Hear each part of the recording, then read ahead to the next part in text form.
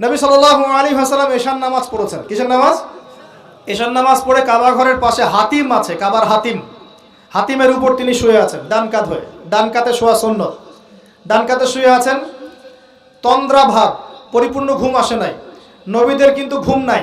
নবীদের ঘুমটাও কিন্তু, নবীদের ঘুমের মধ্যে যা আসে আল্লাহর পক্ষ থেকে সেটা ওহী। নবীদের দেহ ঘুমায়, অন্তর কিন্তু ঘুমায় না, মনে রাখবেন। নবীদের কি ঘুমায় না?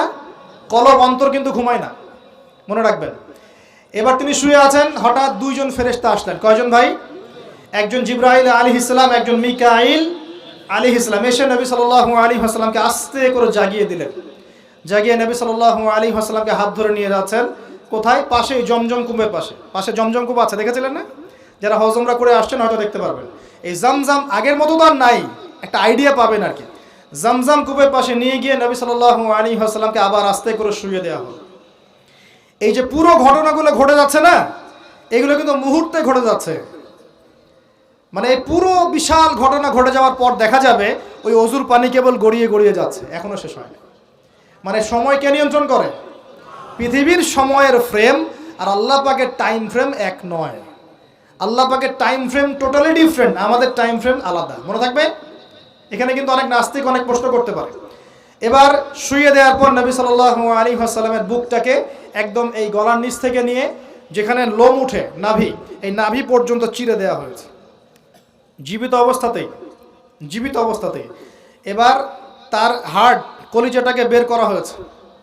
এই প্রথম ওপেন হার্ট সার্জারি নাম শুনেছেন কিনা? যে ওপেন হার্ট সার্জারি হচ্ছে। এবার এই কলিজাটাকে প্রথমে জমজমের পানি দিয়ে ধোয়া হয়েছে। কিসের পানি? জমজমের পানির মধ্যে শেফা আছে। যাদের অসুস্থতা আছে জমজমের পানিতে সূরা ফাতিহা ফু দিয়ে খাবেন, ইনশাআল্লাহ শেফা হয়ে যাবে, ইনশাআল্লাহ শেফা হবে। জমজমের পানিতে ধোয়ার পরে এর এই কলবটাকে, কলিজাটাকে ঈমান এবং হেকমতে পূর্ণ একটা পেয়ালা দিয়ে ধুয়ে দেওয়া হয়েছে। একটা পেয়ালার মধ্যে ঈমান নিয়ে আসা হয়েছিল এবং হিকমা, প্রজ্ঞা নিয়ে আসা হয়েছে। এটা রাখার পরে এই ঈমান প্রজ্ঞা দিয়ে ঢেলে এই পুরো জায়গাটা বন্ধ করে দেওয়া হয়েছে। কি রূপকথা মনে হচ্ছে? আমরা যে নিঃশ্বাস নিচ্ছি এটাই কি আল্লাহর অলৌকিকত্ব না? এই যে হার্ট আমাদের পাম্প করতেছে, যখন আমরা ছোট বাচ্চা ছিলাম ওই সময় থেকে নিয়ে এখন পর্যন্ত পাম্প করছে, পাম্প করছে। 1 সেকেন্ডের জন্য কি থেমে গিয়েছিল? এটাই তো অলৌকিকত্ব। যে আল্লাহ আমাদেরকে বাঁচায় রাখতে পারেন, সে আল্লাহর পক্ষে এগুলো করা কি অসম্ভব কিছু? আচ্ছা, এবার নবী সাল্লাল্লাহু আলাইহি ওয়াসাল্লামকে একটা বাহনের মধ্যে উঠানো হচ্ছে। বাহনটার নাম বোরাক। কি নাম? বোরাক। এবার বাহনটা হচ্ছে গাধার চেয়ে একটু বড়, খচ্চরের চেয়ে একটু ছোট এবং একটু লম্বা দেহের, সাদা রঙের। কি রঙের? এবার নবীজি এখানে উঠতে যাচ্ছেন, বাহনটা একটু ফাপড় নিল, একটু ভাব দেখালো আর কি। ভাব দেখানো বোঝেন কিনা? ওই যে আপনার গার্লফ্রেন্ড আপনার সাথে যা দেখায় আর কি। আছে তো গার্লফ্রেন্ড, না ভাই? আলহামদুলিল্লাহ। তাহলে স্ত্রী তো দেখায়। স্ত্রী ভাব দেখালে সবর করতে হবে। কি করতে হবে? স্ত্রী ভাব দেখালে সবর করতে হবে, চুপ থাকতে হবে। এগুলো টিপস শেখেন, নাহলে পরে সমস্যা হতে পারে। স্ত্রী ভাব দেখাতে পারে, তখন সবর করতে হবে, চুপ থাকতে হবে। পরে দেখবেন ভাব নিজেই আবার ঠান্ডা হয়ে গেছে ইনশাআল্লাহ। ঠিক আছে? আর নিজে গরম হয়ে গেলে সমস্যা। আপনি গরম হয়ে গেলে পুরো একদম তরকারি পুরো যাবে একেবারে। কথা বুঝতে পারছেন? আল্লাহ বোঝার তৌফিক দান করুন। বোরাকটা ভাব নিচ্ছে আর কি। এখন বোরাককে জিবরাইল আলাইহিস সালাম বলছেন, এই শোনো, তোমাকে সৃষ্টি করার পর থেকে, ভালো করে শোনেন, তোমাকে সৃষ্টি করার পর থেকে মুহাম্মদ সাল্লাল্লাহু আলাইহি ওয়াসাল্লামের চেয়ে শ্রেষ্ঠ কোনো মানুষ তোমার গায়ে পা দেয় নাই। বলেন আল্লাহু আকবার। বলেন আল্লাহুম্মা সাল্লি আলা মুহাম্মদ, আল্লাহুম্মা বারিক আলা মুহাম্মদ। তোমাকে সৃষ্টি করার পর থেকে মুহাম্মাদের চেয়ে সাল্লাল্লাহু আলাইহি ওয়াসাল্লাম শ্রেষ্ঠ কোনো মানুষ তোমার পিঠে ওঠে নাই। সুবহানাল্লাহ। জান্নাত থেকেই বাহনটা নিয়ে আসা হয়েছে। কোত্থেকে? জান্নাত থেকে। এবার তিনি বোরাকে উঠলেন। বোরাক, ও আচ্ছা, বোরাক এই কথা শুনে কি করলো? বোরাক এই কথা শুনে ভাব তো চলে গেলই গেল, ও ঘামা শুরু করেছে, ঘামা শুরু করেছে, ঘামতে শুরু করেছে। অনেক সময় হয় না যে বড় কোনো ব্যক্তির সামনে গিয়ে মানে থরথর করে কাঁপা শুরু করেছে, ও ঘামা শুরু করেছে। এবার নবী সাল্লাল্লাহু আলাইহি ওয়াসাল্লাম উঠে বসলেন, বিসমিল্লাহ। এবার চলছে। কোথার দিক, কোন উদ্দেশ্যে চলছে? ওই যে জেরুজালেম, নাম শুনেছেন কিনা? ওই যে জায়গাটা ইহুদিরা এখন দখল করে রাখছে আর কি, এবং তারা দাবি করে ওই জায়গা নাকি ওদেরই। মসজিদুল আকসাকে সরিয়ে এখন টেম্পল নির্মাণ করার চেষ্টা করছে আর কি। লাস্ট কয়েকদিন দেখলাম যে ওখানে খুব বোম্বিং হচ্ছে, ফিলিস্তিনি ভাই বোনদেরকে মারা হচ্ছে, বাচ্চাদেরকে মারা হচ্ছে। আর বলছে ফিলিস্তিন থেকে দেখলেই গুলি করে মেরে ফেলতে হবে। ওরাই তারা, আমি তো বারবার বলি আপনারা বিশ্বাস করেন না অনেকেই, এরাই তারা যারা দাজ্জালকে অনুসরণ করবে, দেখে নিয়ে সামনে, এবং এদেরকে নিয়ে দাজ্জাল বিশ্বটাকে শাসন করবে। বিশ্ব কেউ একা শাসন করতে পারে না, অনুসারী লাগে, এরাই তাদের অনুসারী। যারা বিশ্বের বড় বড় ডিপার্টমেন্ট এখন নিয়ন্ত্রণ করছে, ঠিকই অবশ্যই নিয়ন্ত্রণ করছে, ভিতরে ভিতরে, আপনারা বুঝতে পারছেন না। এবার ওই দিকে ছুটলো বোরাক। কিভাবে ছুটলো? নবীজি বলছেন সাল্লাল্লাহু আলাইহি ওয়াসাল্লাম, আমাদের চোখের সীমা যতদূর পর্যন্ত যায়, বোরাকের একটা পাই ততদূর পর্যন্ত যাচ্ছে। কখনো সূর্যাস্ত দেখেন নাই? কতদূর পর্যন্ত তাকানো যায়? ওই যে সূর্য ডুবছে অতদূর পর্যন্ত বোরাকের একটা পা চলে যাচ্ছে। নিঃসন্দেহে আলোর বেগের চেয়ে বেশি বেগে যাচ্ছে সে। যদি যারা ফিজিক্স পড়ছেন, এই যে অ্যাস্ট্রোনমি নিয়ে পড়াশোনা করছেন, আপনারা তো জানেন আলোর বেগের চাইতেও যদি দ্রুতগামী কোনো বাহন আবিষ্কার করা যায়, তাহলে সময়ের চেয়ে বেশি দূরে যাওয়া যাবে না? যাওয়া যাবে। বোরাকের গতি নিঃসন্দেহে আলোর গতির চেয়ে বেশি ছিল। এবার নবী সাল্লাল্লাহু আলাইহি ওয়াসাল্লাম বলছেন যে আমরা যখন বাইতুল মাকদাস বা ওই যে বাইতুল মাকদিস, ওই যে মসজিদুল আকসার ওখানে গেলাম, জিবরাইল আলাইহিস সালাম একটা পাথরের মধ্যে ফুটা করলেন, সেই পাথরের মধ্যে ফুটা করে বোরাকটাকে বেঁধে রাখলেন। আর এই পাথরের ফুটার মধ্যেই সমস্ত নবী রাসূল, এই পর্যন্ত যত নবী রাসূল এসেছেন, ওই ফুটার মধ্যেই তাদের বাহনকে বেঁধে রাখতেন। সুবহানাল্লাহ। এবার নবীজি মসজিদে ঢুকলেন, ঢুকে দেখছেন একজন মানুষ নামাজ আদায় করছেন, একটু লম্বা গড়নের, ছিপছিপে দেহ, তো লম্বা, চুলগুলো কোকড়ানো কানের লতি পর্যন্ত। মনে থাকবে? চুলগুলো কোকড়ানো কি পর্যন্ত? তোমাদের মতো ছেলা নয় ডান বাম, কানের লতি পর্যন্ত চুল, ছিপছিপে দেহ, লম্বা, শানুয়া গোত্রের মতো। নবীজি বলছেন অনেকটা শানুয়া গোত্রের মানুষের মতো। শানুয়া গোত্র কারা একটু দেখে নিবা অনলাইনে। এখন নবী সাল্লাল্লাহু আলাইহি ওয়াসাল্লাম জিজ্ঞাসা করছেন উনি কে? জিবরাইল আলাইহিস সালাম বলছেন উনি হচ্ছেন নবী মূসা আলাইহিস সালাম। আল্লাহ বা কিভাবে এটা করলেন আল্লাহ ভালো জানেন, এটা আমরা ব্যাখ্যা করতে পারবো না। নবী মূসা আলাইহিস সালাম নামাজ পড়ছেন, আরেকজনকে দেখলেন তার গড়ন কিছুটা মাঝারি ধরনের, চুলগুলো হচ্ছে সিল্কি, মানে স্ট্রেট চুল, লম্বা, এবং সোনালী রঙের। কি রঙের? সোনালী। এবং গায়ের কালারটা হচ্ছে সাদা এবং লালের মিশ্রণে গঠিত। নবীজি জিজ্ঞাসা করলেন উনি কে? তাকে বলা হচ্ছে উনি হচ্ছেন নবী ঈসা আলাইহিস সালাম। এবার নবী সাল্লাল্লাহু আলাইহি ওয়াসাল্লাম সমস্ত আম্বিয়া কেরামের সামনে চলে গেলেন এবং সমস্ত নবীদেরকে নিয়ে দুরাকাত নামাজ পড়লেন। সুবহানাল্লাহ। নবীদের ইমাম কে? আমাদের নবী কাদের ইমাম? নবীদের ইমাম। আর সেই নবীর সুন্নত পালন করতে আমাদের এত কষ্ট হয় না ভাই? লজ্জা লাগে? দাঁড়িয়ে রাখলে লজ্জা লাগে না? টাকনুর উপর কাপড় তুলে লজ্জা লাগে? আস্তাগফিরুল্লাহ, আল্লাহ আমাদেরকে মাফ করুক। আমরা সর্বশ্রেষ্ঠ মানুষের উম্মত, সর্বশ্রেষ্ঠ নবীর উম্মত। আল্লাহ পাক আমাদেরকে যোগ্য উম্মত হওয়ার তৌফিক দান করুন। নবীজি নামাজ পড়লেন, নামাজ শেষ। নামাজ, ও আরেকটা কথা, আরেকজনকে নবীজি দেখলেন, তার অবয়ব সম্পর্কে তিনি বলছেন দেখতে হুবাহু আমার মতোই। নবীজি বলছেন দেখতে হুবাহু আমার মতোই। জিজ্ঞাসা করলেন তিনি কে? জিবরাইল আলাইহিস সালাম বলছেন তিনি হচ্ছেন নবীগণের পিতা ইব্রাহিম আলাইহিস সালাম। ইব্রাহিম আলাইহিস সালামের দেহের গঠন, চেহারা একদম আমাদের নবীর মতো ছিল। সুবহানাল্লাহ। হয়তোবা এই কারণেই, হয়তোবা আল্লাহ ভালো জানেন, আমরা কিন্তু দরুদে কার নাম পড়ি? নবীর নামের সাথে ইব্রাহিম আলাইহিস সালামের নাম পড়ি, এবং তার জীবনীর সাথে আমাদের নবীর জীবনী কিন্তু হুবহু মিল আছে। আমাদের নবীজিকে হিজরত করতে হয়েছে, ইব্রাহিম আলাইহিস সালামকে করতে হয়েছে। ইব্রাহিম আলাইহিস সালামকে আগুনের পরীক্ষা দেওয়া লাগছে, আমাদের নবীকে বদরে উহুদে পরীক্ষা দেওয়া লাগছে, লাগে নাই? আমাদের নবীকে পাশে ছিলেন স্ত্রী খাদিজা রাদিয়াল্লাহু আনহা, ইব্রাহিম আলাইহিস সালামের পাশে ছিলেন স্ত্রী সারা এবং হাজরা আলাইহিম আসসালাম। মানে টোটালি মিল পাবেন আপনি দেখবেন টোটালি মিল আছে। ওইদিকে যাচ্ছি না আমি। এবার নামাজ শেষে নবী সাল্লাল্লাহু আলাইহি ওয়াসাল্লাম আবার বোরাকে উঠলেন। এবার বোরাক উপরে ওঠা শুরু করলো। এই পর্যন্ত যেটা এসেছে এটা হচ্ছে মক্কা থেকে জেরুজালেম পর্যন্ত, এটাকে বলা হয় ইসরা। এটাকে কি বলা হয়? ইসরা, মানে নাইট জার্নি, মানে রাত্রেবেলা নৈশ ভ্রমণ।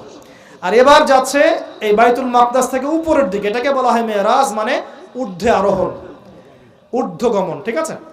এবার প্রথম আকাশে যখন পৌঁছালেন, প্রথম আকাশে দরজা আছে, কি আছে? আর প্রথম আকাশ মানে আমরা যে তারা দেখি এগুলো কিন্তু প্রথম আকাশে। ঠিক আছে? প্রথম আকাশ মানে প্রথম মহাকাশ। শুধু এটা নয় যে ওই যে ওজোনোস্ফিয়ার, আয়নোস্ফিয়ার যেটা ভাগ করেছে এগুলো নয়, আমরা যা দেখি এগুলো সব হচ্ছে প্রথম মহাকাশের অংশ। এখানে দরজা আছে একটা, আমরা দেখতে পারি না। এখানে গিয়ে জিবরাইল আলাইহিস সালাম দাঁড়িয়ে গেলেন, নবী সাল্লাল্লাহু আলাইহি ওয়াসাল্লাম দাঁড়িয়ে গেলেন। ওই দিক থেকে আওয়াজ আসছে যে কে? জিবরাইল আলাইহিস সালাম বলছেন যে আমি জিবরিল, আপনার সাথে কে? বলা হচ্ছে আমার সাথে হচ্ছে বিশ্বনবী মুহাম্মদ রাসূলুল্লাহ সাল্লাল্লাহু আলাইহি ওয়াসাল্লাম। আপনাকে কি পাঠানো হয়েছিল তাকে আনার জন্য? তিনি বলছেন হ্যাঁ। তিনি বলেছেন হ্যাঁ, বাস হ্যাঁ, কারণ তিনি সাদিকুল আমিন। এবার দরজা খুলে দেওয়া হলো, তিনি ভিতরে ঢুকলেন, দেখলেন সেখানে একজন ব্যক্তি যিনি মাশাআল্লাহ ডান দিকে তাকাচ্ছেন, ডান দিকে অনেক আদম সন্তানের আকৃতি আছে, ডান দিকে তাকাচ্ছেন হাসছেন, বাম দিকে তাকাচ্ছেন, বাম দিকে অনেক আদম সন্তানের আকৃতি আছে, বাম দিকে তাকিয়ে কাঁদছেন। নবী সাল্লাল্লাহু আলাইহি ওয়াসাল্লাম বললেন উনি কে? তখন তাকে বলা হলো ইনি হচ্ছেন আপনাদের পিতা, মানে আদম সন্তানদের পিতা আদম আলাইহিস সালাম। আদম আলাইহিস সালাম নবীকে দেখে সালাম দিলেন। আদম আলাইহিস সালাম নবীকে সালাম দিলেন, নবীও সালামের প্রত্যুত্তর করলেন এবং আদম আলাইহিস সালাম তার জন্য দোয়া করলেন। তিনি উঠে গেলেন আরো উপরে। এবার দ্বিতীয় মহাকাশে যখন চলে গেছেন, এই দ্বিতীয় মহাকাশ পর্যন্ত সায়েন্স যেতে পারে নাই, কেউই পারেনি আল্লাহ রাসূল সাল্লাল্লাহু আলাইহি ওয়াসাল্লাম ছাড়া। এখানে গিয়ে তিনি দেখলেন সিমিলারলি দুজন বসে আছেন। কয়জন? দুজন।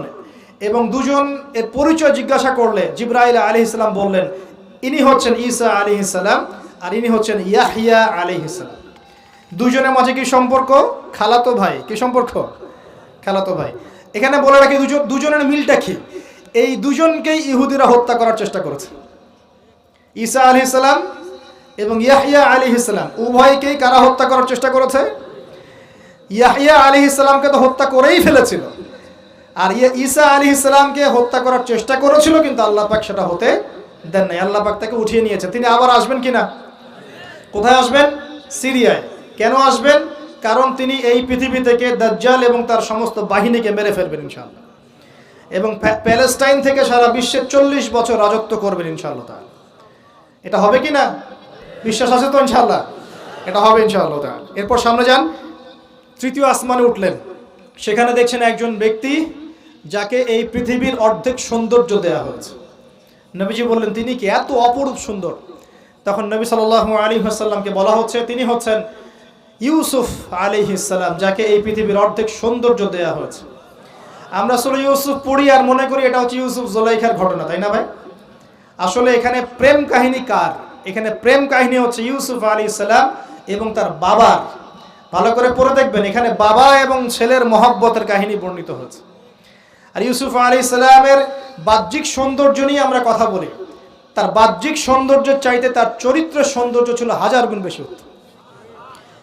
জেনার অপবাদ দিয়েছে তাকে মানুষ, তিনি নির্দোষ হয়েও বিনা অপরাধে 12 বছর জেল খেটেছেন, তারপরেও তিনি অন্যায় পথে পা বাড়ান নাই। বাড়িয়েছেন?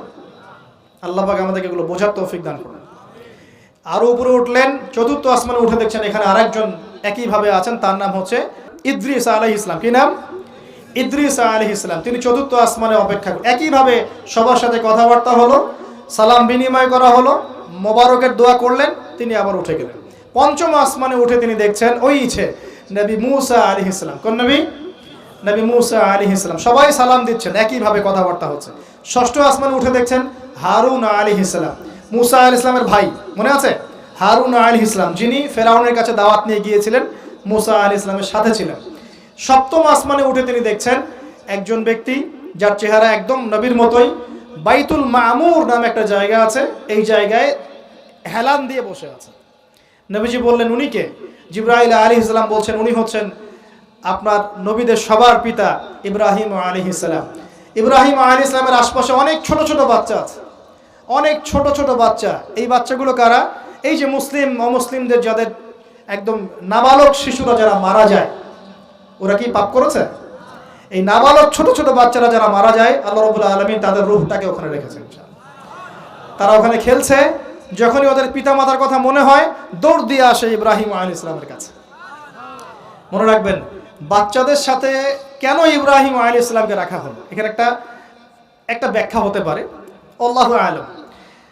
শিশুদের সাথে থাকতে হলে শিশুর মতো মন থাকতে হয়। বাচ্চাদের সাথে কারা ভালোভাবে মিশতে পারে জানেন? যাদের মনটা বাচ্চাদের মতো, শিশুর মতো সরল হতে হয়, শিশুর মতো হতে হয়, সরল। যাদের মন শিশুর মতো সরল, এদের মনের মধ্যে কিন্তু হিংসা, বিদ্বেষ, রিয়া, অহংকার এগুলো থাকবে না। ইব্রাহিম আলাইহিস সালাম ওই শিশু কুরবানির পরীক্ষায় ফেলতে হয়েছিল না? আল্লাহ রাব্বুল আলামিন দেখেন তাকে বাচ্চাদের সাথে রেখে দিয়েছেন। বাচ্চারা ওখানে খেলাধুলা করে, যখনই ওদের বাবার কথা মনে হয় মায়ের কথা মনে হয়, দৌড় দিয়ে ইব্রাহিম আলাইহিস সালামের কাছে চলে আসে। তিনি আদর করে দেন, আবার চলে যায়। কি চমৎকার দৃশ্য! তিনি হেলান দিয়ে আছেন বাইতুল মামুরে, সালাম করলেন। সালাম করে নবীজিকে বললেন, হে নবী, আপনার উম্মতকে জানিয়ে দিয়েন, আমি আপনাদেরকে সেটা জানিয়ে দিচ্ছি। হে নবী, আপনার উম্মতকে জানিয়ে দিয়েন যে জান্নাত হচ্ছে একটা উর্বর জায়গা, জান্নাতের পানি হচ্ছে মিষ্টি, জান্নাতের মাটি খুব উর্বর, জান্নাতের অনেক জায়গা ফাঁকা পড়ে আছে। আপনার উম্মতকে জানিয়ে দিয়েন এই ফাঁকা জায়গাগুলোতে তারা যদি গাছ লাগাতে চায় তাহলে যেন পড়ে সুবহানাল্লাহ, আলহামদুলিল্লাহ, ওয়ালা ইলাহা ইল্লাল্লাহ, আল্লাহু আকবার, ওয়ালা হাওলা ওয়ালা কুওয়াতা ইল্লা বিল্লাহ। এই মেসেজটা কে দিয়েছেন? ইব্রাহিম আলাইহিস সালাম। এই যে বাইতুল মামুরে হেলান দিয়ে আছেন, এটা কি? নবীজি বলছেন এটা হচ্ছে ফেরেশতাদের ইবাদত করার জায়গা। কাবা ঘর আছে না আমাদের, এই কাবা ঘরের ঠিক সোজা উপরে বাইতুল মামুর আছে, সপ্তম আসমানের ওখানে। ফেরেশতারা কিভাবে ইবাদত করেন শোনেন। নবীজি বলছেন এই বাইতুল মামুরে প্রতি মুহূর্তে 70,000 ফেরেশতা তাওয়াফ করছে। সুবহানাল্লাহ। ঠিক যেমন এখানে তাওয়াফ হচ্ছে 24 ঘন্টা, তাওয়াফ কি থেমে থাকে? তাওয়াফ থামে না। ঠিক ওইভাবে বাইতুল মামুরে তাওয়াফ থেমে থাকছে না। বাইতুল মামুরে ফেরেশতারা তাওয়াফ করছেন 70,000 ফেরেশতা একই সাথে। আর শুনে রাখেন, যে 70,000 ফেরেশতা একবার তাওয়াফ করার সৌভাগ্য পেয়েছে তারা কিয়ামত পর্যন্ত আর দ্বিতীয়বার চান্স পাবে না। এবার কি চিন্তা করতে পারছেন ফেরেশতাদের সংখ্যা কত কত হতে পারে? আমাদের সংখ্যা তত্ত্বের বাইরে, আমাদের সংখ্যা তত্ত্বের বাইরে। এবার নবী সাল্লাল্লাহু আলাইহি ওয়াসাল্লাম আরো একটু উপরে উঠলেন। এই জায়গার নাম সিদরাতুল মুনতাহা। কি নাম? সিদরাতুল মুনতাহা। এটা হচ্ছে একটা বড়ই গাছ। বড়ই গাছ দেখেছেন তো? এটা নবীজি বলছেন এত চমৎকার এই বড়ই গাছ, এর মধ্যে এত বেশি রং ছিল যে রংগুলোকে আমি ব্যাখ্যা করতে পারবো না। এর পাতাগুলো ছিল হাতির কানের মতো এবং এর ফলগুলো ছিল মটকার মতো বড় বড় এক একটা, এবং এর মধ্যে প্রজাপতি বসেছিল। এই প্রজাপতিগুলোর রং এত চমৎকার যেগুলো আমাদের পৃথিবীর রঙের মতো নয়। মানে এগুলো ব্যাখ্যা করার মতো শব্দ আমাদের কাছে নাই। অ্যামেজিং। এটা কোন জায়গা? আমাদের সবার রূহগুলো যেখানে উঠে যায়। এটা কোন জায়গা? আমাদের সবার নেক আমলগুলো যেখানে উঠে যায়। সবার রূহ, মৃত ব্যক্তিদের রূহ বা আত্মা এবং নেক আমলগুলো এই পর্যন্ত ওঠে, এরপরে সেখান থেকে উঠিয়ে নেওয়া হয়, এরপরে তারা আর যেতে পারে না। একইভাবে উপর থেকে আল্লাহ পাকের কোনো আদেশ আসলে এই সিদরাতুল মুনতাহা পর্যন্ত আসে, এরপর সেখান থেকে নিয়ে আসা হয়। আমি কি বুঝতে পারছি? এই হলো সিদরাতুল মুনতাহা, যেটা ফেরেশতাদের শেষ সীমা। এরপরে ফেরেশতারা আর যেতে পারবেন না। আল্লাহ পাকের নিকটবর্তী ফেরেশতারা ছাড়া নর্মাল যারা, তারা ওখানে যেতে পারে। নর্মাল মানে বলছি যারা এমনি অন্যান্য দায়িত্বে আছেন তারা সেখানে যেতে পারবেন না। এই পর্যন্ত লাস্ট ওই যে লাইন থাকে না, ডেড লাইন, এটা ডেড লাইন, এরপর যেতে পারবে না। এবার আমাদের নবীকে এখানে বাহন চেঞ্জ করে দেওয়া হলো, অন্য একটা বাহন আরো দ্রুতগামী তাকে দেওয়া হলো। এই বাহনে করে নবীজি একদম আলো পর্দা ভেদ করে উপরে উঠছেন। সুবহানাল্লাহ। আল্লাহ পাকের একদম কাছাকাছি আসছেন। কাছাকাছি আসার পর তিনি বলছেন, আমি তখন শুনতে পেলাম যে আল্লাহ পাকের নিকটস্থ ফেরেশতা যারা আল্লাহর আদেশ লিখে রাখেন, তারা কলম দিয়ে লিখছে আল্লাহর আদেশ। এই কলমের লিখার খসখস শব্দ আমি শুনতে পেলাম। সুবহানাল্লাহ, আল্লাহু আকবার। এবার আল্লাহ রাব্বুল আলামিন তাকে কাছে নিয়ে, শোনেন প্রিয় ভাই উম্মতে মুহাম্মাদি, শুনে রাখো, আল্লাহ পাক 3টা স্পেশাল ওহী করলেন। কয়টা ভাই? 3টা। অন্যান্য অনেক কথা তো হয়েছে, সেগুলো তো আমরা হাদিসের মধ্যে আমরা ডিটেলস বলতে পারছি না, সময় শর্ট।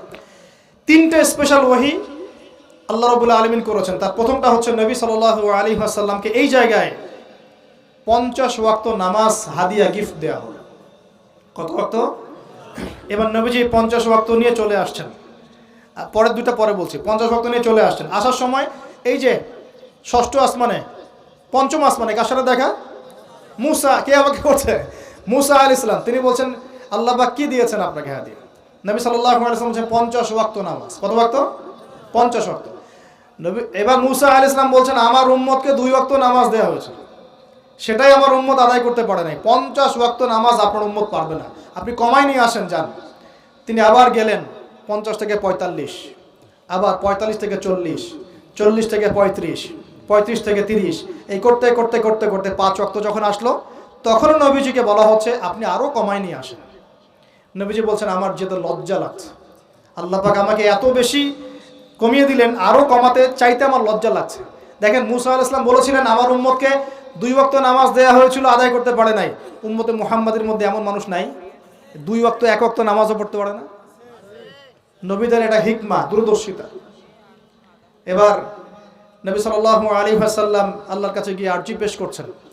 আল্লাহ রাব্বুল আলামিন বলছেন 5 ওয়াক্ত নামাজ আমি দিলাম, কিন্তু 5 ওয়াক্ত যদি তোমার উম্মত আদায় করে 50 ওয়াক্তের নেকি দেওয়া হবে ইনশাআল্লাহ। আরেকটা বেনিফিট তোমার উম্মতের যে কোনো ব্যক্তি যে আমলই করুক না কেন 10 গুণ বাড়ায় নেকি দেওয়া হবে ইনশাআল্লাহ। কিন্তু তোমার উম্মতের কোনো ব্যক্তি যদি গুনাহ করে তাহলে গুনাহকে 10 গুণ বাড়ায় দিব না ইনশাআল্লাহ। গুনাহ একটাই থাকবে, গুনাহ কি হবে? একটাই থাকবে। আর নেকির কাজ করলে 10 গুণ বাড়ায় দেওয়া হবে। 1 টাকা দান করছেন 10 টাকার নেকি হবে, 1 রাকাত নামাজ পড়ছেন 10 টাকাতে নেকি হবে, একটা সেজদা করছেন 10টা সেজদার নেকি হবে ইনশাআল্লাহ। কথা বুঝতে পারছেন? এটা হলো একটা গিফট বা হাদিয়া। সেকেন্ড গিফটটা হচ্ছে আল্লাহ রাব্বুল আলামিন নবী সাল্লাল্লাহু আলাইহি ওয়াসাল্লামকে সূরা বাকারার শেষের 2টা বা 3টা আয়াত ওহী করলেন। কয়টা ভাই? শেষের 2টা বা 3টা। লিল্লাহি মা ফিস সামাওয়াতি এখান থেকে ফানসুরনা আলাল কওমিল কাফিরিন পর্যন্ত। এই আয়াতগুলোর ফজিলত সম্পর্কে এসেছে যে রাতের বেলা কেউ যদি এই আয়াতগুলো পড়ে ঘুমায়, সূরা বাকারার শেষের 2টা বা 3টা পড়ে ঘুমায়, সারা রাত তাহাজ্জুদের নেকি পাবে ইনশাআল্লাহ। এবং দৃশ্য অদৃশ্যের কোনো ক্ষতি, তার কোনো অনিষ্ট সাধন করতে পারবে না ইনশাআল্লাহ। এই যে সমস্যা হয় ঘুমের মধ্যে, জিনের সমস্যা, জাদুর সমস্যা, বদনজর ইত্যাদি, কোনো রকম প্রবলেম তাকে ফেস করতে হবে না ইনশাআল্লাহ তাআলা। সূরা বাকারার শেষের কয় আয়াত? কমপক্ষে 2 আয়াত, যদি পারেন 3টা আয়াত পড়বেন। 2টা হাদিয়া হলো। 3 নম্বর হাদিয়াটা আরো বড়। 3 নম্বর হাদিয়া হচ্ছে নবী সাল্লাল্লাহু আলাইহি ওয়াসাল্লামকে আল্লাহ পাক বললেন, তোমার উম্মতের, একটু গৌর করে শুনেন, তোমার উম্মতের যে কোনো ব্যক্তি যত পাপই করুক না কেন, যদি আমার সাথে শিরকের পাপ না করে, শিরকের পাপ ছাড়া আমার সাথে সাক্ষাৎ করে, আসমান জমিন সমান যদি পাপ করে, আমি আল্লাহ তার সামনে আসমান জমিন সমান ক্ষমা নিয়ে হাজির হব ইনশাআল্লাহ। এই উম্মতের যে কোনো ব্যক্তি খালি লা ইলাহা ইল্লাল্লাহ মুখ দিয়ে পড়েছে, ইসলামের সামনে আত্মসমর্পণ করেছে এবং শিরক মুক্ত আমল করেছে, বেদাত মুক্ত আমল করেছে, ঠিক আছে, তার যত বড় বড় পাপই থাকুক না কেন ইনশাআল্লাহ আল্লাহ পাক কোনো না কোনো ওসিলায় সেই পাপ মাফ করে দেবেন ইনশাআল্লাহ। এটা একদম লিখিত হয়ে গেছে। জান্নাতীদের 120 কাতার হবে। এই 120 কাতার মানুষের মধ্যে 80 কাতার হবে উম্মতে মুহাম্মাদের মধ্যে। আমরা কি শিরক মুক্ত আমল করতে পারবো না ভাই? সাহাবীরা অবাক হয়ে বলছেন, যদি সে চুরি করে, যদি সে জেনা করে, নবীজি বলছেন যদি সে চুরিও করে, যদি সে জেনাও করে, তবুও তাওহীদ ঠিক থাকলে জান্নাতে চলে যাবে। এখন কি তাওহীদ ঠিক করে চুরি করা শুরু করব? তাওহীদ ঠিক করে কি জেনা করা শুরু করব? এখানে আল্লাহ পাকের তাওহীদের গুরুত্ব বোঝানো হয়েছে। আর যে ব্যক্তি প্রকৃত তাওহীদে থাকবে সে কি জেনা করতে পারবে? আল্লাহ পাক আমরা সবাইকে এই 3টা হাদিয়া গ্রহণ করার তৌফিক দান করুন। আমার সাথে বলেন, 50 ওয়াক্ত নামাজ মানে 5 ওয়াক্তই। 5 ওয়াক্ত মানেই 50 ওয়াক্ত। 1 ওয়াক্ত পড়ছি মানে 5 ওয়াক্ত পড়ছি। 1 ওয়াক্ত পড়ছি মানে 10 ওয়াক্ত পড়ছি। 1 ওয়াক্ত পড়ছি মানে 10 ওয়াক্ত পড়ছি। আমরা কিন্তু 50 ওয়াক্তের নেকিই পাচ্ছি ইনশাআল্লাহ। আমরা সবাই 5 ওয়াক্ত নামাজের হেফাজত করতে পারবো তো ইনশাআল্লাহ? আল্লাহ পাক তৌফিক এনায়েত করুন, আমিন। আমরা কি সূরা বাকারার শেষের আয়াতগুলো মুখস্থ করতে পারবো ইনশাআল্লাহ? প্রত্যেক রাতে আমল করবো তো ইনশাআল্লাহ? আর শিরক মুক্ত আমল করার চেষ্টা করবো ইনশাআল্লাহ। একটা বই পড়বেন, কিতাবুত তাওহীদ, শিরক সম্পর্কে জানতে পারবেন ইনশাআল্লাহ। আল্লাহ পাক তৌফিক দান করুন। এবার নবীজি আসছেন, একটু শেষের দিকে মনোযোগ দেন, মনোযোগ হারান না, আর কিছু কথা বাকি আছে। নবীজি এবার আসছেন, আসার সময় তাকে জান্নাত জাহান্নাম দেখানো হয়েছে। কি দেখানো হয়েছে? জান্নাত এবং জাহান্নাম। নবীজি বলছেন, আমি জান্নাতকে দেখলাম। বিশৃঙ্খলা করেন না, আমি জান্নাতকে দেখলাম। জান্নাতকে দেখলাম, জান্নাতকে ঘিরে রাখা হয়েছে কষ্ট, ক্লেশ, এগুলো দিয়ে। মানে জান্নাতটা ঘেরা আছে কষ্ট দিয়ে, মানে জান্নাতে যেতে হলে কষ্ট করতে হবে। ঠিক আছে, ফজরের নামাজ উঠতে কষ্ট হয় না? সুদ ছেড়ে দেবো, এটা কষ্ট লাগতেছে না? কষ্ট হবে। আল্লাহর পথে চলতে হলে কিন্তু কষ্ট হবে। মানুষ ভালো মন্দ বলবে, অনেক সমস্যা। জান্নাতকে ঘেরা হয়েছে কষ্ট দিয়ে, আর জাহান্নামকে ঘেরা হয়েছে প্রবৃত্তির দাসত্ব দিয়ে। মন যাচাই তাই করার নাম প্রবৃত্তি। মন চাচ্ছে মদ খাইলেন, মন চাচ্ছে জেনা করলেন, মন চাচ্ছে সুদ খাইলেন, মানে মন যাচাই তা দিয়ে জাহান্নামকে ঘেরা হয়েছে। এবার নবীজি বলছেন, জাহান্নামে আমি উকি মেরে দেখেছি, জাহান্নামে দেখেছি বেশিরভাগ অধিবাসী, জাহান্নামের বেশিরভাগ মানুষ হচ্ছে উম্মতে মুহাম্মাদের নারী জাতি। বলেন নাউজুবিল্লাহ। এই নারী জাতি মানে আমার বোন, আপনার মা, আপনার স্ত্রী, আমার বোন, আমার মা, আমার স্ত্রী, আমাদেরই তো। নারী কি আমাদের বাইরে? কেন তারা জাহান্নামে যাবে? নবীজি বলছেন কয়েকটা কারণ। এক, তারা বেশি বেশি লানত এবং অভিশাপ করে। এক, দুই, তারা এমন কিছু কাপড় পরে শেষ জামানায় বাইরে ঘুরবে যে কাপড়গুলো পরেও তারা নগ্ন থাকবে। দুই, অর্থাৎ বেপরদামির কারণে। তিন, তারা বুক পিঠ চাপড়ায়, প্রলাপ বিলাপ করে, এটা একটা কারণ। চার, তারা স্বামীর সাথে কখনো কখনো কুফরি করে। কেমন? স্বামী সারা জীবন যদি তাদের ভরণ পোষণ ভালোবাসা দিয়ে যায়, কোনো একদিন যদি কোনো সমস্যা সৃষ্টি হয়, বলবে যে সারা জীবন তোমার কাছে কিছুই পাইলাম না। এই সব কিছুর ঊর্ধ্বে একটা কারণ আছে, সেটা হলো, শোনেন, তাদের উদ্ধত মস্তকটা আল্লাহ পাকের বিধানের সামনে সহজে অবনত হতে পারে না, চায় না। এগুলো কিন্তু সব মেয়েদের জন্য নয়, উম্মতে মুহাম্মাদির একটা অংশের মেয়েদের জন্য আল্লাহর নবী এইসব কথা বলেছেন। আবার এমনও মেয়ে আছে, শোনেন, এমনও মেয়ে আছে যারা ঈমান আমল টিকে রাখার জন্য না খেয়ে থাকতেও রাজি আছে। এমনও মেয়ে আছে, এমনও বহু দিনী মেয়ে আছে আমাদের সমাজে যারা ঈমান আমল ধরে রাখতে চায়, পরিবার তাকে রাখতে দেয় না। ফেরাউনের ঘরে থেকেও একজন মেয়ে জান্নাতে গিয়েছে কি না? গিয়েছে। অতএব আমরাও যে দুধে দেওয়া তুলসী পাতা এমন নই, আমাদের মধ্যে বহু খারাপই আছে। কিন্তু নবীজি এখানে স্পেশালি বলেছেন যে শেষ জামানার মেয়েরা, নিসাউন কাসিয়াতুন আরিয়া, যারা কাপড় পরে নগ্ন থাকবে, মহিলাতুন মামিলাত, যারা অন্যকে আকৃষ্ট করবে, অন্যের দিকে আকৃষ্ট হবে, এরা জান্নাতে যাবে না, জান্নাতের গন্ধও পাবে না। নবীজি বলেছেন, আমি জাহান্নামে দেখেছি বেশিরভাগ নারী জাতি। এখানে আমার মা, আমার বোন, আপনার মা, আপনার বোনের সতর্ক হওয়ার কি হেদায়েত আছে কি নাই? আর এই মেয়েদেরকে চালাই কি আমরা না অন্য কেউ? আমরাই তো আমাদের পরিবারকে চালাই কি না? আমরাই তো খাওয়াই পড়ে নাকি? তাহলে আমাদের পরিবারের বোনেরা কি পর্দা করতে পারবে না? প্রতিষ্ঠা করতে পারবেন না? পরিবারের আমাদের মায়েরা, বোনেরা, স্ত্রীরা পর্দা করবে না? এই দায়িত্ব আমাদের না? পরিবারের কর্তা আমরা নই? আল্লাহ কি আমাদেরকে জিজ্ঞাসা করবেন না? অতএব আমরাও যেন সতর্ক হয়ে যায়, আল্লাহ পাক তৌফিক দান করুন। এই জন্য বলি, বিয়ে করতে হলে আগে দিনদারিতা দেখবেন, তারপর বিয়ে করবেন। দুনিয়াদারিতা দেখে বিয়ে করলে পরে পস্তাবেন। ছেলে মেয়ের উভয়ের প্রতি একই নসিহত, বিয়ে করতে যদি হয়, বিয়ে যদি করতেই হয়, তাহলে দিনদারিতা দেখে বিয়ে করুন। তারপর দেখবেন যে মেয়ের বংশ কেমন, সৌন্দর্য কেমন, এই সেই পরে দেখবেন। আগে দেখবেন দিনদারিতা ঠিক আছে কিনা। ছেলের ক্ষেত্রে একই বিধান, আগে দেখতে যান না কত বড় চাকরি করে, কত প্রপার্টিজ আছে, কত বড় বাড়ি, এগুলো পরে দেখবেন। আগে দেখবেন ছেলে নামাজ পড়ে কিনা, ছেলের মধ্যে সুন্নত আছে কিনা, এইগুলো আগে দেখবেন। এই বিয়ে নিয়ে প্রচুর জাহিলিয়াত সমাজে আছে, এই কারণেই পরিবারগুলো এখন ভেঙে যাচ্ছে। আল্লাহ পাক আমাদেরকে সুন্নাহ মেনে চলার তৌফিক দান করুন, বলি আমি। নবীজি এখানে বলেছেন, আমি জাহান্নামে দেখেছি বেশিরভাগ অধিবাসী নারী জাতি। আমাদের বোনদেরকে রিকোয়েস্ট করবো, সতর্ক হয়ে যান, আল্লাহর ওয়াস্তে সতর্ক হয়ে যান। কেন? শোনেন, কেন নবীজি বললেন, এই পয়েন্টটা একটু ভালো করে বোঝেন। কেন নবীজি এই উম্মতের মধ্যে বেশিরভাগ মেয়েকে জাহান্নামী বললেন? আপনি একটু চিন্তা করেন তো, এই উম্মতের মধ্যে কি এমন হয়েছে, এই উম্মতের মেয়েদের সাথে কি এমন হয়েছে যার ফলে মেয়েদেরকে আর ঘরে রাখা যায় না, সব বাইরে চলে আসতেছে? কি হয়েছে এই উম্মতের মেয়েদের সাথে? এই প্রবলেম তো আগে 200-500 বছর আগে ছিল না।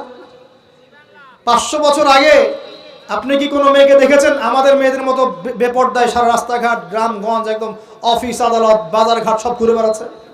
দেখেছেন 500 বছর আগে, 300 বছর আগে, 200 বছর আগে? লাস্ট সমসাময়িক সময়ে কি এমন হলো যে মেয়েদেরকে আর ঘরে রাখা যায় না? আমি একটা শব্দ বলে দিই, বাসায় গিয়ে রিসার্চ করবেন, সব বলে দিব না। লাস্ট 100-200-300 বছরে একটা মুভমেন্ট, একটা আদর্শ ছড়িয়ে পড়েছে বিশ্বের বুকে, তার নাম হলো ফেমিনিস্ট রেভলিউশন। মনে থাকবে, ফেমিনিস্ট রেভলিউশন। এটা নিয়ে ঘাটাঘাটি করেন, বুঝতে পারবেন কেন জাহান্নামের বেশিরভাগ অধিবাসী জাহান্নামে যাবে, নারীরা কেন জাহান্নামে যাবে বেশি বেশি। এই মুভমেন্টটা নিয়ে পড়াশোনা করলেই বুঝতে পারবেন। আল্লাহ পাক আমাদেরকে বোঝার তৌফিক দান করুন, অন্তরের চোখ খোলার তৌফিক দান করুন। নবীজি আরও বলছেন, আমি জাহান্নামে গেলাম, জাহান্নাম আমাকে দেখানো হলো, এবং সেখানে আমি একজন ফেরেশতাকে দেখলাম। কি দেখলাম? এই ফেরেশতা আমাকে দেখে হাসে নাই। সবাই মনোযোগ দেন, মেরাজের রাতের সবাই নবী সাল্লাল্লাহু আলাইহি ওয়াসাল্লামের সাথে হাসি মুখে সাক্ষাৎ করেছেন, এই ফেরেশতা বাদ দিয়ে। নবীজি বললেন জিবরাইল আলাইহিস সালামকে, সে এত গম্ভীর কেন, তার চেহারা হাসি নাই কেন? জিবরাইল আলাইহিস সালাম বলছেন, যখন থেকে আল্লাহ পাক তাকে জাহান্নামের দায়িত্ব দিয়েছেন, যেদিন থেকে আল্লাহ পাক এই ফেরেশতাকে জাহান্নামের দায়িত্ব দিয়েছেন, ওই দিন থেকে তার চেহারার হাসি চলে গেছে। আর কিছু বলতে হবে? কেন হাসি চলে গেল? খুশিতে? জাহান্নামে আল্লাহ পাকের আযাব এবং এই আযাবের দায়িত্ব পালন করতে গিয়ে তার চেহারা থেকে হাসি চলে গেছে। নাউযুবিল্লাহ। নবীজি জানালেন তার নাম হচ্ছে মালিক। কি নাম? মালিক। আমরা দোয়া করি আমরা যেন তার সাক্ষাৎ না পাই, আমরা দোয়া করি আমরা যেন তার সাক্ষাৎ না পাই, আমিন। এবার নবী সাল্লাল্লাহু আলাইহি ওয়াসাল্লাম আসছেন, আসার সময় সুঘ্রাণ পাচ্ছেন, সুঘ্রাণ। ও একটা কথা বলি নাই, জান্নাতে তিনি যখন দেখলেন, সেখানে দেখলেন যে এখানে বেশিরভাগ অধিবাসী হচ্ছে এই উম্মতের গরিব মানুষরা। এই উম্মতের কারা? গরিব মানুষ, টাকা পয়সা কম, এত হিসাব কিতাব নাই, পাঁচ ওয়াক্ত নামাজ পড়ে, রোজা রাখে, সাধ্যমতো দান সদকা করে, সত্য কথা বলে, জান্নাতে চলে যাবে ইনশাআল্লাহ। গরিবদের 500 বছর আগে, কত বছর আগে? তার মানে এই উম্মতের যদি কেউ গরিব হয়ে থাকি আমরা, কষ্টের কিছু আছে? ইনশাআল্লাহ কষ্টের কিছু নাই। তারপর নবীজি আসছেন, তিনি বলছেন যে আমি একটা মিষ্টি জান্নাতি সুঘ্রাণ পেলাম। আমি জিজ্ঞাসা করলাম এটা কোত্থেকে আসছে? তখন জিবরাইল আলাইহিস সালাম বললেন এই ঘ্রাণ আসছে ফেরাউনের মেয়ের চুল আঁচড়ে দিত একজন দাসী। হঠাৎ একদিন চিরুনি পড়ে গেল হাত থেকে, সে বিসমিল্লাহ বলে চিরুনি উঠিয়েছে, আর দাসী শুনে নিয়েছে বিসমিল্লাহ মানে? বিসমিল্লাহ মানে কি? আল্লাহর নামে মানে কি? তোমার কি ফেরাউন আমার বাবা ছাড়া আরো কোনো ইলাহ আছে নাকি? তখন সেই মহিলা বলেছিল হ্যাঁ, আমি এক আল্লাহর ইবাদত করি, ফেরাউনেরও রব হচ্ছে আমার আল্লাহ। এই অপরাধে তাকে ফেরাউন বড় আগুনের কুণ্ডলি খুঁড়ে তাকে ওখানে নামিয়ে দিয়েছিল, এবং তার 3টা কি 4টা বাচ্চা ছিল, এই সব বাচ্চাগুলোকে তার চোখের সামনে পুড়িয়ে মেরেছে। শেষে একটা বাচ্চা ছিল, কোলের বাচ্চা, এই বাচ্চাকে নিয়ে সে লাফ দিবে, তাকে বাধ্য করা হচ্ছে, সে তো নিজে মরতে রাজি, কিন্তু বাচ্চাটা মায়া লাগবে না, সে বাচ্চাকে নিয়ে লাফ দিতে চাচ্ছে না। তখন আল্লাহ পাক ওই বাচ্চার জবানে আল্লাহর কুদরত, আল্লাহর মুজিজা চালু করে দিলেন, ওই বাচ্চা কথা বলা শুরু করল। ওই বাচ্চা বলল হে আম্মা ইসবিরি ইয়া উম্মা, হে আমার মা সবর করো, ফাইন্না মাউইদুনাল জান্নাহ, আমাদের জন্য আল্লাহ পাক জান্নাত রেখেছেন। আলহামদুলিল্লাহ, লাভ দিয়ে জান্নাত।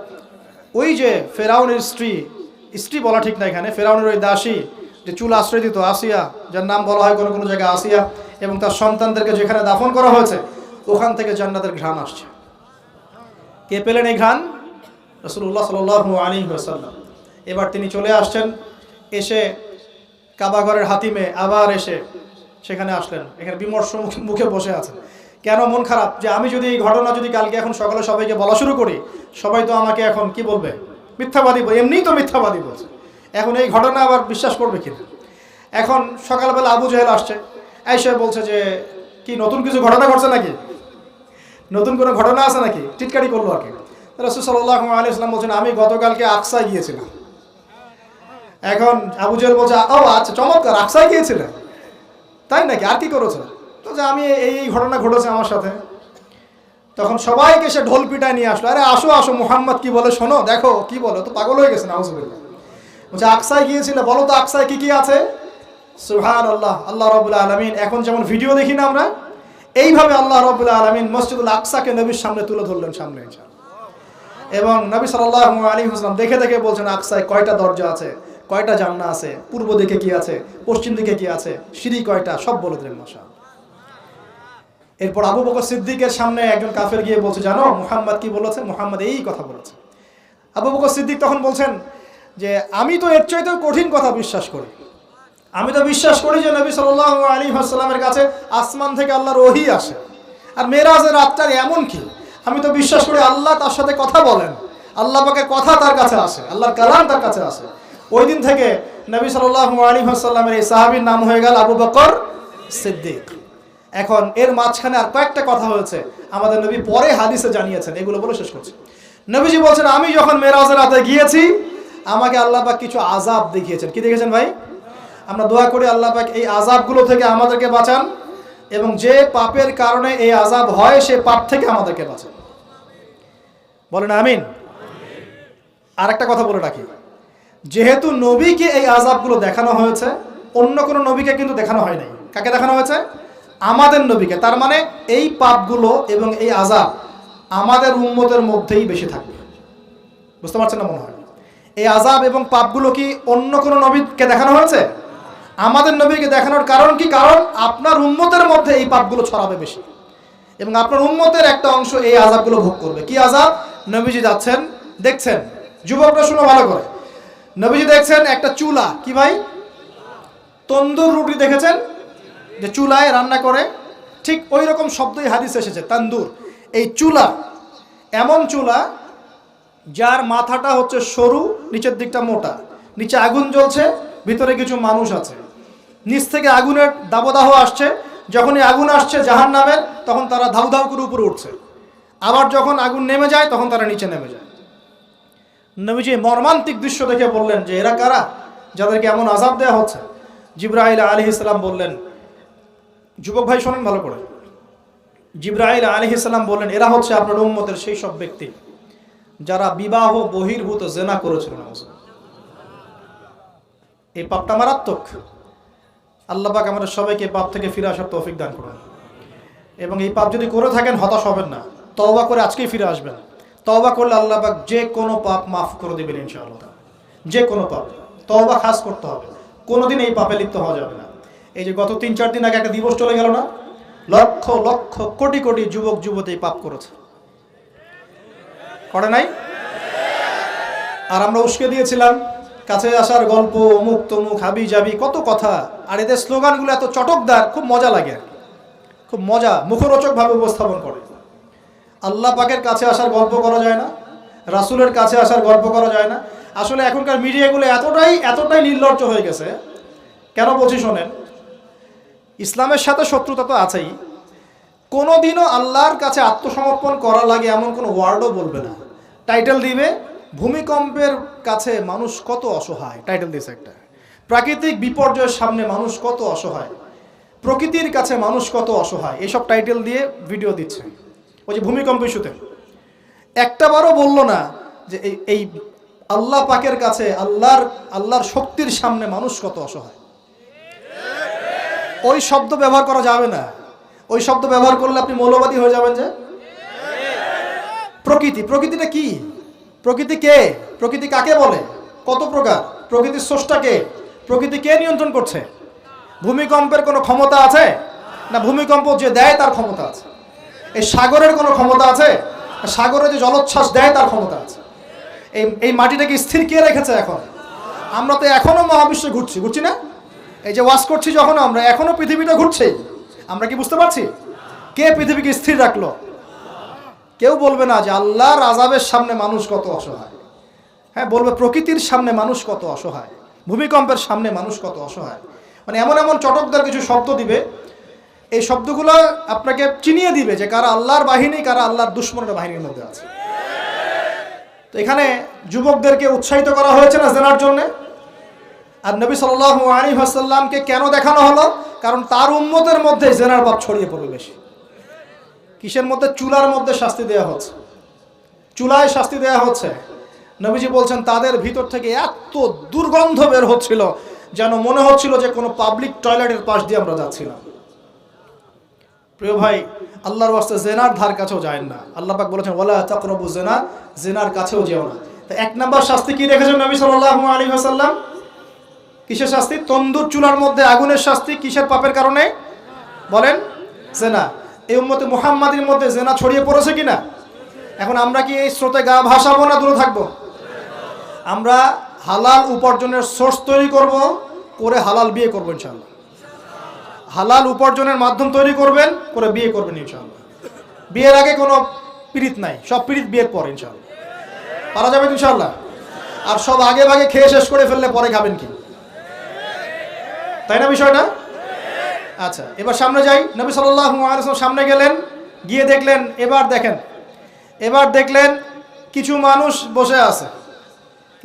বসে আছে, সামনে আছে টাটকা তরতাজা গোশত, একদম ধোঁয়া উঠতেছে, একদম মনে করেন ওই কালা ভুনার মতো। আর পাশে রাখা আছে পচা নোংরা আবর্জনাময় গোশত।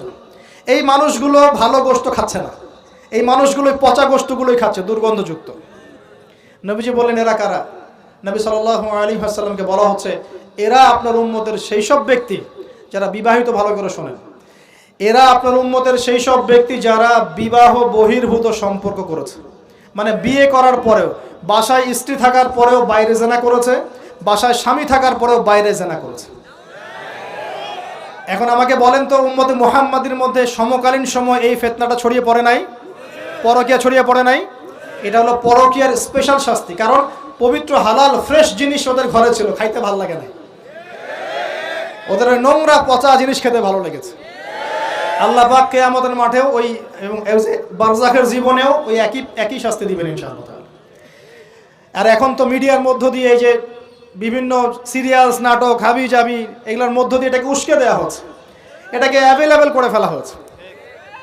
আর যারা বড় বড় শহরে থাকে এগুলো তো ফিতনা আরও বেশি, আরও বেশি। আল্লাহ পাক আমাদের মা বোনদেরকে বোঝার তৌফিক দান করুন, আর আমাদের ভাইদেরকেও বোঝার তৌফিক দান করুন।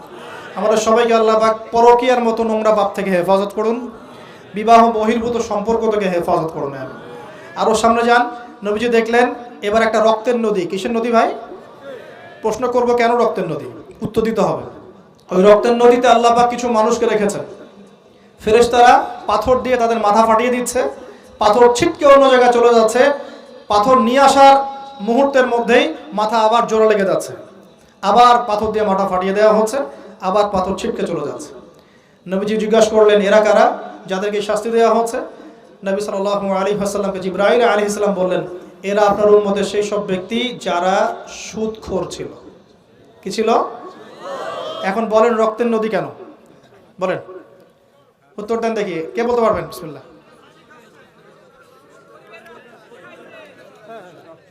মাশাআল্লাহ, মাশাআল্লাহ, শুকরিয়া। সুদের মধ্য দিয়ে এক শ্রেণীর মানুষ ধনী হয় আর এক শ্রেণীর মানুষ গরিব হয়। সুদের মধ্য দিয়ে গরিব মানুষের রক্তটাকে চুষে খাওয়া হয়। এই কারণেই কিয়ামতের মাঠে এবং বারজাখের জীবনে রক্তের নদীতে ফেলে মাথাটা ফাটিয়ে দেওয়া হবে। মাথা কেন ফাটানো হবে?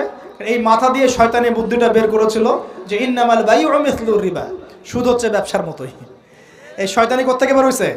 এই মাথা থেকে। এই কোন মাথা ফাটাই দেওয়া হবে। আল্লাহ পাকের শাস্তি খুব নিপুণ। আমি একটু চিন্তা করার চেষ্টা করেছিলাম আজকে কেন এই শাস্তিগুলো এইভাবে আসবে। আল্লাহু আ'লাম বিসওয়াব, আল্লাহ ভালো জানেন, তবে আমাদের কাছে এটা মনে হয়। এরপর সামনে যান, এই পাপের কারণেই আরও কিছু মানুষকে শাস্তি পেতে দেখা গেছে। নবীজি দেখেছেন আরও এক শ্রেণীর মানুষ যাদের পেটটা ফুলে আছে। প্রাসাদ দেখেছেন, অট্টালিকার মতো পেটটা ফুলে আছে, ভিতরে সাপ কিলবিল করছে। না না না না না, নবীজিকে জিজ্ঞাসা করলেন এরা কারা? এই হাদিসেও আছে এরা ছিল আপনার উম্মতের সুদখোর ব্যক্তিরা, পেটের ভেতর সাপ কিলবিল করছে। আর একটা জায়গায় তিনটা দেখা গেছে সুদখোরের শাস্তি। কয়টা ভাই? তিনটা। একটা দেখলাম রক্তের নদীতে মাথা ফাটানো, একটা হচ্ছে পেটের মধ্যে সাপ কিলবিল করছে, আর একটা হচ্ছে দেখলেন কিছু মানুষ পানিতে হামাগুড়ি দিচ্ছে এবং পাথর খাচ্ছে। কি খাচ্ছে ভাই? পাথর। এবং এই পাথরটা ভিতরে যাচ্ছে, গিয়ে পিছনের রাস্তা দিয়ে বের হয়ে যাচ্ছে। নবীজি বলেন এরা কারা? একই উত্তর দিলেন জিবরাইল আলাইহিস সালাম, এরা হচ্ছে আপনার উম্মতের সুদখোর ব্যক্তিরা। সুদের এই তিনটা শাস্তি স্পেশাল দেখা গেছে। কেন আল্লাহ ভালো জানেন, আমরা সব ব্যাখ্যা করতে পারবো না।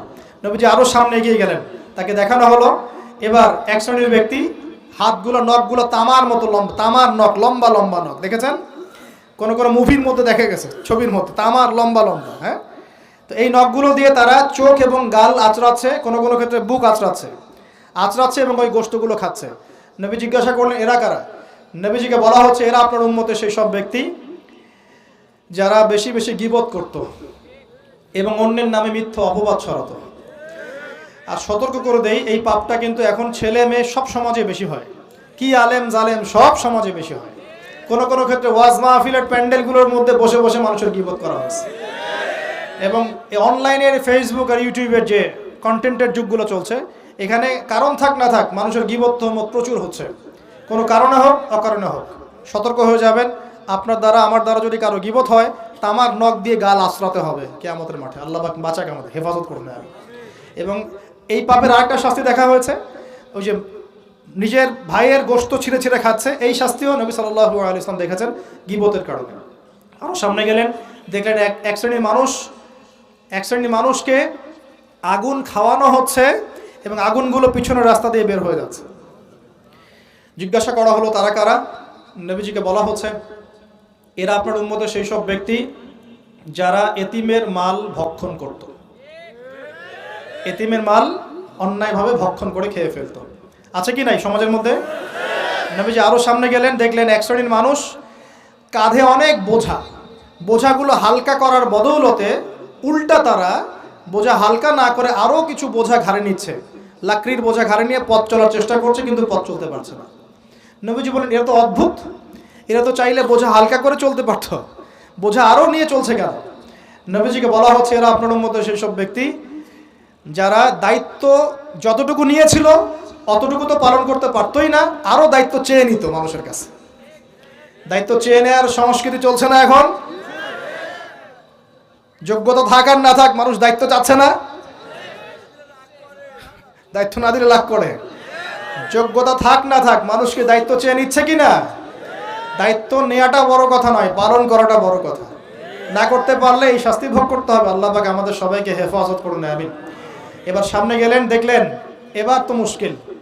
সামনে গিয়ে দেখলেন এক শ্রেণীর মানুষ, কয়েকটা মানুষ না, এক শ্রেণীর মানুষ যাদের জিহ্বাগুলোকে, ঠোঁট আর জিহ্বাগুলোকে আগুনের কেচি দিয়ে কেটে ফেলা হচ্ছে।